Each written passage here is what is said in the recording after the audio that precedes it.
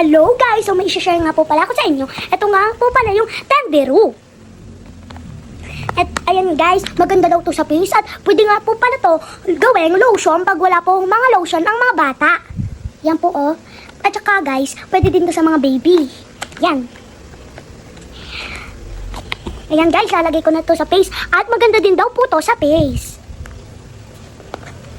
Binili nga po pala sa akin to ni Mami sa TikTok. Lang. May kasama na nga din po pala siyang kutsara. Pang ganun natin. Yan, pang ganun. Yan, open na natin sa face.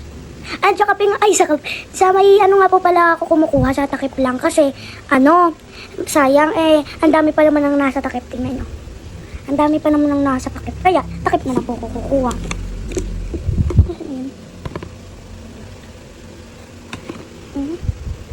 Yan po. Ayan guys.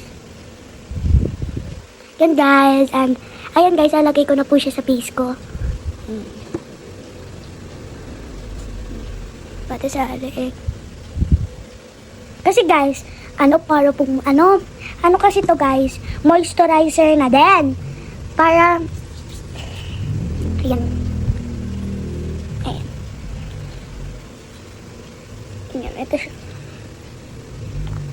Kasi guys, nakita ko lang to. Blend na natin siya. At maganda din to sa may pag may sugat kayo sa kamay, mawawala to guys.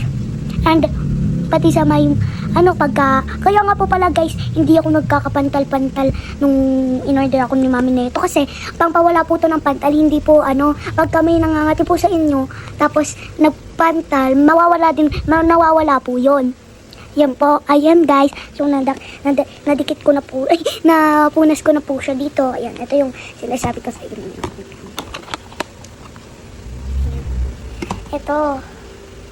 Yan po pala yun. Nayawakan dito guys, ang cute. And patikas nga po pala to guys. Ayan. Pag may mga babies kayo tapos wala po silang lotion, ito na po. Orderin nyo na lang po siya sa TikTok. I-charge nyo na lang po ay Tenderu. Ayan. Moisturizer. Ayan guys, may nakasulat na baby. Bye guys. Bye-bye! Ayun lang po yung i-share ko.